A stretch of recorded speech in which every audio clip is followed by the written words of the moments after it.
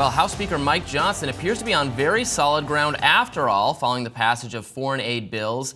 He received backing from the head of the GOP, former President Donald Trump, yesterday, who said that Mike Johnson is, quote, trying very hard and is, quote, a very good person.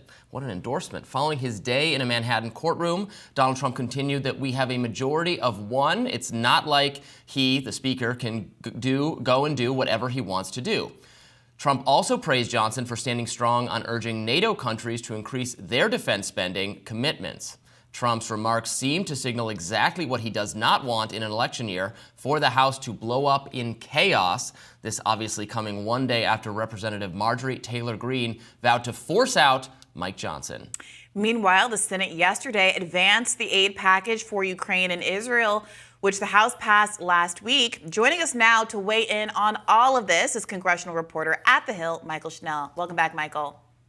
Hey, guys. Thanks for having me.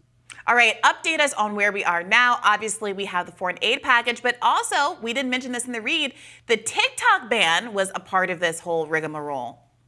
Yeah, I mean, this was months in the making, guys. We've been following every development with this foreign aid package. And finally, yesterday, it got sent to President Biden's desk, the Senate approving a package that contained 4 bills: one, aid for Ukraine; another, aid for Israel; a third, aid for allies in the Indo-Pacific; and that fourth sort of grab bag of national security priorities, which, of course, includes that bill that would essentially have a potential ban of TikTok in the U.S., forcing ByteDance, the China-based parent company of TikTok, to either sell the platform, divest from the platform, or face a ban in the U.S. And there's about a year period for that divestment period. So the Senate passed that package of bills in an overwhelmingly bipartisan vote. It came just a few days after the House voted on each of those 4 separate provisions, passing them and sending them to the House. Now it's up to President Biden. He's got to sign it. He has said multiple occasions that he will sign that package as soon as it lands on his desk. And then that aid, guys, is on its way to allies overseas.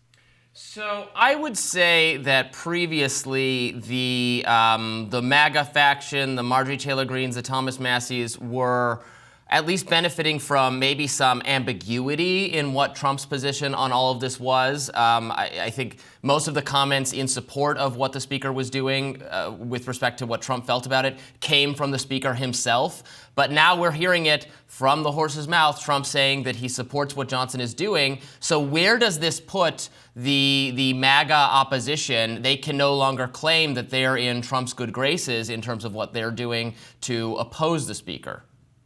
Yeah, this was sort of an interesting situation, interesting dynamics, because for months, former President Trump had said no more aid for Ukraine. We need to care about our borders at the southern border. You know, other NATO countries need to be paying their fair share. That was sort of his stance. And then we've seen him soften that a bit, particularly when he was standing beside Speaker Mike Johnson at Mar-a-Lago. Former President Trump asked about Ukraine aid, didn't categorically push it to the side and say no. He amplified this idea of sending aid to Ukraine in the form of a loan, which was something that was embraced by Speaker Johnson and was in that aid package that the House and the Senate passed that President Biden now has to sign. So we haven't seen this categorical opposition from former President Trump to Ukraine aid like we had seen in the past. Instead, we saw him amplify this idea of a loan, which was embraced by lawmakers up on Capitol Hill. But look, some of former President Trump's most fiercest foot soldiers are still in stark opposition to Ukraine aid. Congresswoman Marjorie Taylor Greene, Senator J.D. Vance. Those are folks who we saw vote against this aid package and really rail against it, warning their leaders of their chambers not to put Ukraine aid on the floor and lambasting them when they ended up doing it. So look, this was an interesting dynamic for the former president, an interesting change, a soften. I'm going to be interested to see now if it changes the lens and the perspective of some of those America First Republicans. I bet it doesn't, because they have been so entrenched and dug in. But also with the caveat of the former president, you never know when his views on something are going to change, when he can soften something or go hawkish on another thing again. I mean, Michael, let's take a trip down memory lane. It wasn't too long ago, just the end of last year, that Republicans were saying absolutely no, that there was the whole discourse around whether or not Democrats had put forward a conservative enough immigration bill that would incentivize Republicans to get on board with this. There were condemnations of there being a joint package saying let's bifurcate this stuff up so that we don't have to pass all of these incentives. Let's say I'm for aid to Israel but against aid to Ukraine as one of these kind of MAGA Republicans. That is the line I'm going to draw in the sand. And now look at what we have Lindsey Graham saying. He tweeted out after this vote, there is no doubt that President Trump's support for turning portions of this aid into a loan was a game changer for getting this across the line. President Trump's involvement, reframing this as a loan that will be repaid as opposed to another tally on America's debt burden, reframing this, giving permission, as it were, for Republicans to go ahead and vote for this does seem to be instrumental to this bill having passed. That being said, there are a number of people who did not vote for this bill. And some folks, I know that journalist Michael Tracy was making this argument on Twitter last night, may have done so not because of an ideological opposition to this aid package, but because they're auditioning for VP. What do you make of this argument, particularly as it pertains to Marco Rubio and Tim Scott? I mean, yeah, it's entirely possible, of course, that, when you're in 2024, when you're in an election year, but even more than that, when you're just months away from November, everything is political. And particularly this aid package, this conversation about foreign aid, has been political from the start. Remember, Republicans had demanded that any foreign aid, any aid sent to Ukraine had to be paired with border security. So the senators took it upon themselves to create a bipartisan Senate group to come up with a border security deal. Now, despite multiple doubts that would actually happen, Chris Murphy, Senator Langford,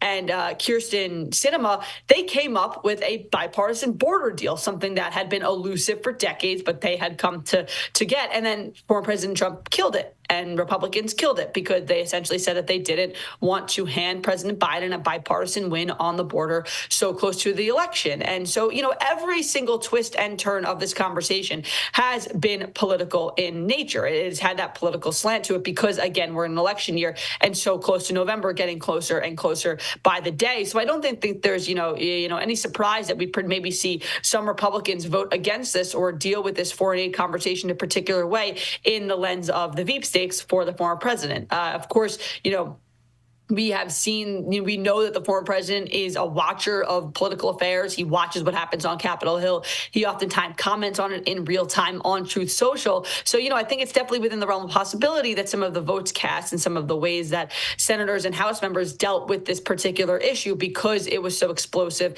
because it was so, on the focus of the former president, may be in a way to try to get the tip of the hat for the veep stakes. Yeah, I mean, that's a good way of putting it. You're right. Republicans said no Ukraine funding without a border security bill. And then they said, actually, we don't want a border security bill. Here's Ukraine funding anyway. I don't know. How do they explain that story to their voters who ostensibly, many very conservative voters that are the primary voters for many of these representatives, who obviously put pressure on them for the party to change the direction it feels philosophically about Ukraine funding? They have to be feeling whiplash at this point, no?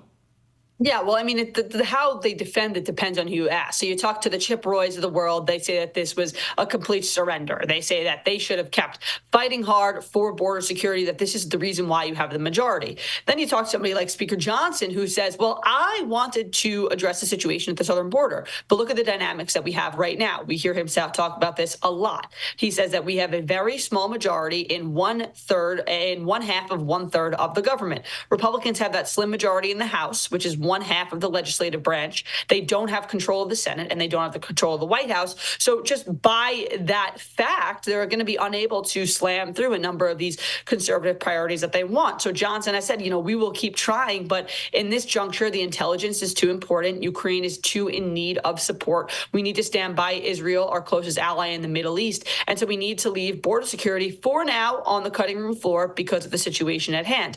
And then you talk to some other Republicans who say, well, we tried at border security, but we got a win here because we got Ukraine aid going. We got aid going to Ukraine as a loan and not as just sending that foreign aid overseas and tacking it up on the national debt. So essentially, when we see bipartisan deals like this, guys, there are oftentimes sweeteners put in for both sides, ways that Republicans can claim victories, ways that Democrats can claim victories. So that gives them cover to vote for it, go back to their home districts and explain why they voted for it. That was something that we saw here with that loan aspect, and then just Democrats getting the Ukraine that they had so pushed for months.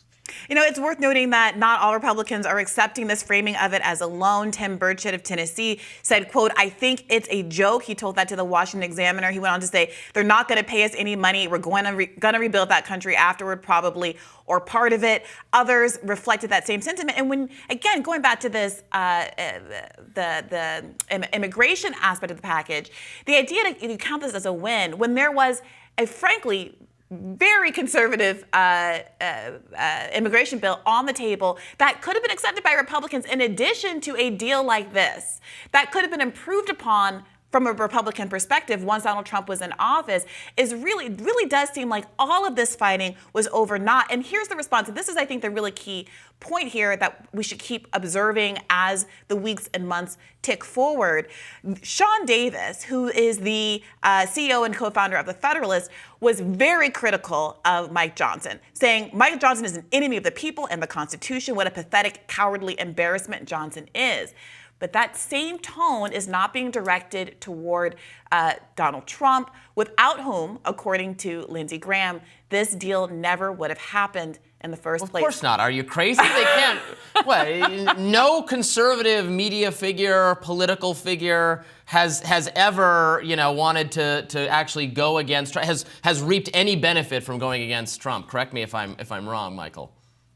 No, I mean, Trump is the leader of the Republican Party at this juncture, and, Republicans try to steer clear of him. We have seen a number of repercussions for Republicans on Capitol Hill who have first backed Ron DeSantis and not former President Trump, even if after DeSantis dropped out, they have gone into Trump's corner and endorsed him. So, yeah, I mean, I don't think that there's, any scenario where a Republican wants to go out of their way to contrast Donald Trump on something like this. All right, America first. We'll see if that language survives this kind of a bill being signed into law. Thank you so much for joining us today, Michael Schnell. Thanks, guys.